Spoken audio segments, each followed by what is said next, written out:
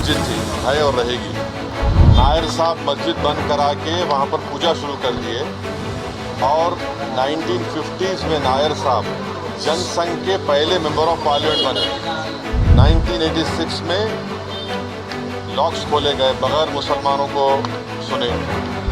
विश्व हिंदू परिषद जब फॉर्म हुई, जब तो राम मंदिर नहीं था। तो ये पूरा एक सिस्टमेटिक तरीके से भारत के मुसलमानों से ये बाबरी मस्जिद को छीन लिया गया। जीबी पंत चीफ मिनिस्टर थे,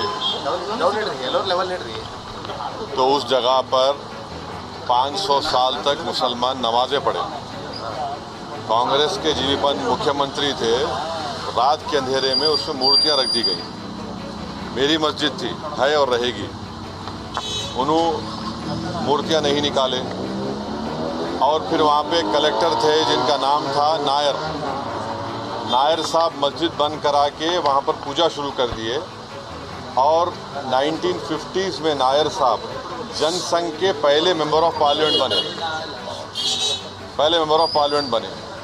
फिर 1986 में लॉक्स खोले गए बगैर मुसलमानों को सुने। बूटा सिंह शिलान्यास कर दिए। 6 दिसंबर 1992 को सुप्रीम कोर्ट को ये वादा करके बीजेपी संघ परिवार बाबरी मस्जिद को डिमोलिश कर दिए, शहीद कर दिए। और बीजेपी के पास ये मुद्दा कब आया? आपको मालूम?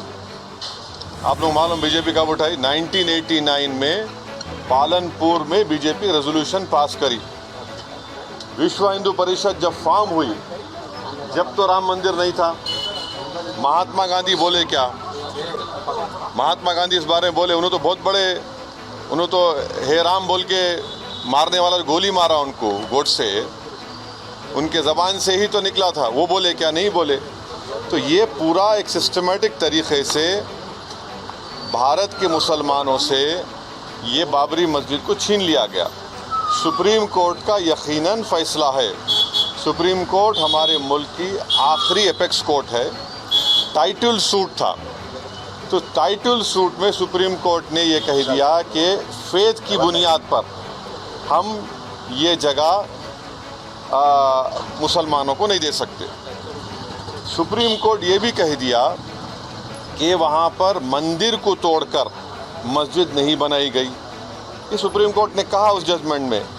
और मैंने सुप्रीम कोर्ट के जजमेंट आने के बाद ये रिएक्शन आपको मीडिया को दिया था कि एक सुप्रीम कोर्ट के रिटायर्ड चीफ जस्टिस थे, उनका नाम जस्टिस JS वर्मा नाम था।